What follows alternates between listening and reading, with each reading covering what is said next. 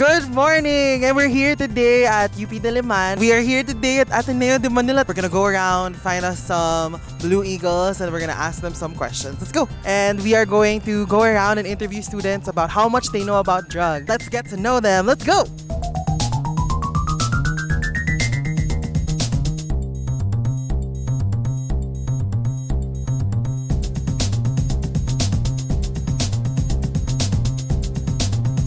Trina from BA Psychology. Uriel from BSI. Gabby from BSI.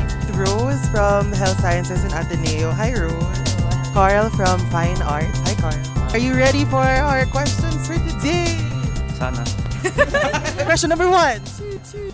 What's the name of the drug commonly known as the street name Shabu? Well, I don't much know what are shabu. Clue. It starts with the letter M. M? Mo.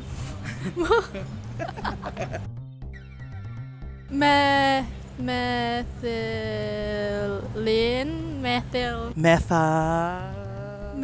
Methanol? No.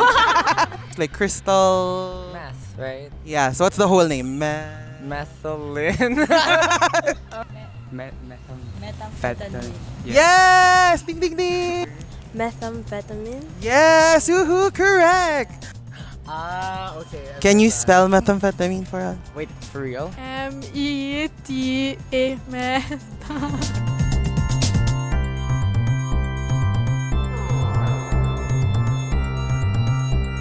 Question number 2. Which of the following is a proven effect of Shabu? A. It melts and shrinks your brain. B. It helps keep you awake and focused.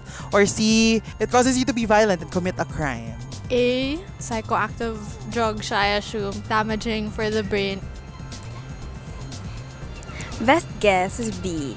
Because I think at a reasonable dosage naman, I don't think it makes you commit a crime. The answer we're looking for question number 2 is letter B, actually. Sorry na lang, ma'am.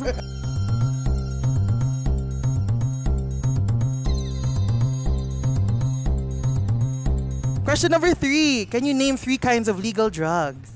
Wait. Ikaw muna. Ikaw na. Ako na lang? Yung mga prescription drugs. I usually take a cetirizine. Biogesic.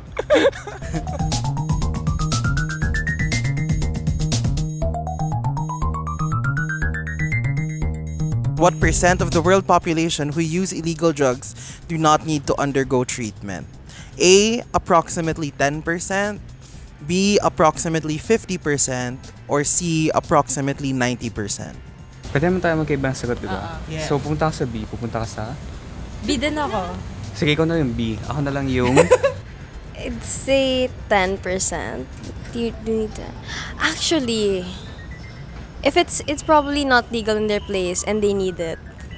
Approximately 50%. I think some people can try to settle it on their own, so they don't need therapy.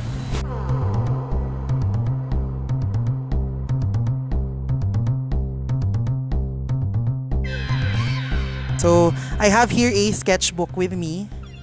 And then I have some pens. Draw how you think a person who uses drugs looks like.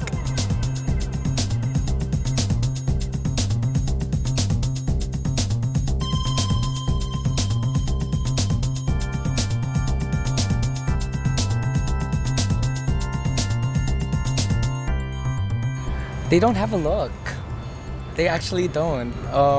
Because I mean, I don't think people who use drugs have a certain look to them. I think it could be anyone. So I just made them blank.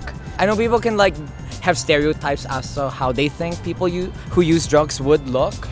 But that's not always the case. People who do drugs naman aren't necessarily, alam mo yung mga pinapakita ng yung mga memes na, pag lagi ka nag-mess, ganito yung mata mo. Kung lagi kang nagmamarijuana, ganito yung... But then people who do drugs naman na hindi nila inaabuso or whatever, are like just like any normal person. Hindi mo naman talaga masasabi na may different. We all look like people.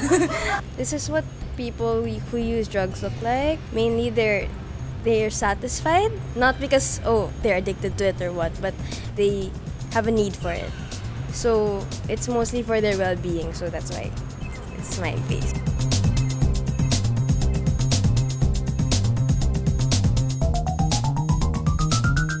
How do you feel after this whole thing? I feel like I've learned so much more than than what I would usually search on the internet. Yeah, yung mga ginagamit kong gamot are actually drugs. Pero legal ones. Tapos hindi papasok sa isip mo the first time habang ginagamit mo na gumagamit ka ng drugs. I also think na there's still a lot of common misconceptions about drugs. Like, kami nga, psych majors, like, we kind of discuss it. We're still confused sometimes. So what more like yung normal people who don't get to access like these kinds of information?